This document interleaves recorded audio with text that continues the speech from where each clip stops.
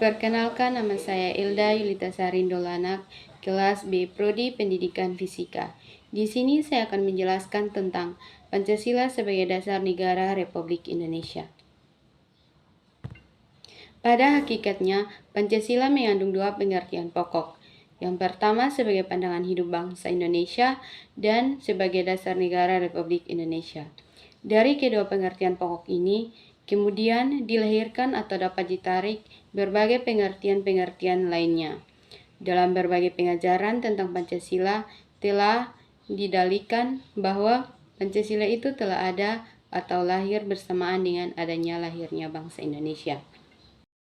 Pancasila sebagai dasar negara berarti setiap sendi-sendi ketatanegaraan pada negara Republik Indonesia harus berlandaskan pada nilai-nilai Pancasila. Artinya, Pancasila harus senantiasa menjadi kekuatan yang menjiwai kegiatan dalam membentuk negara. Konsep Pancasila sebagai dasar negara dianjurkan oleh Insinyur Soekarno dalam pidatonya pada hari terakhir sidang pertama BPUPKI tanggal 1 Juni 1945.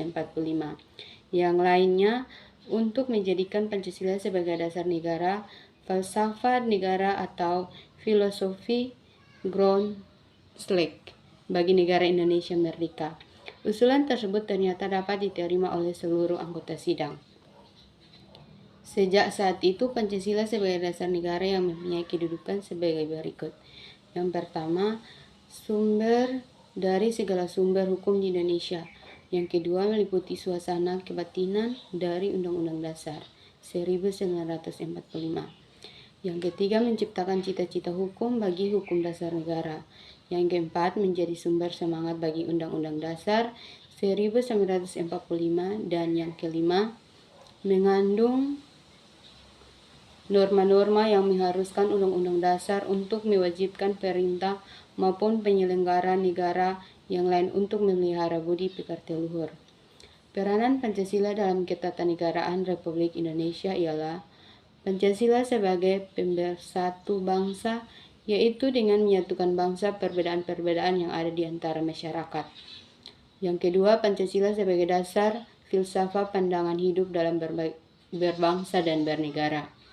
Yang ketiga, Pancasila sebagai ideologi negara, yaitu dapat membawa Indonesia ke arah yang lebih baik setelah peristiwa dijajah oleh negara asing, sebagai pandai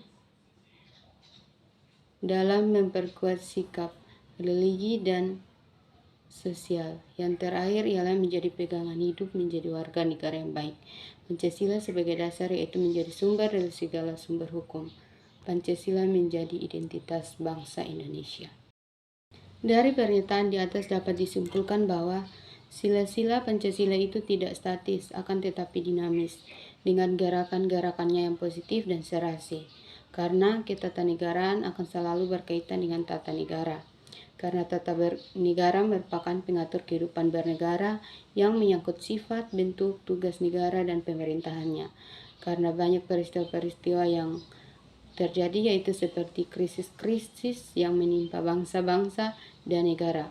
Sebagai reaksi terhadap gejolak kehidupan bangsa tampak menonjol satu atau beberapa sila saja.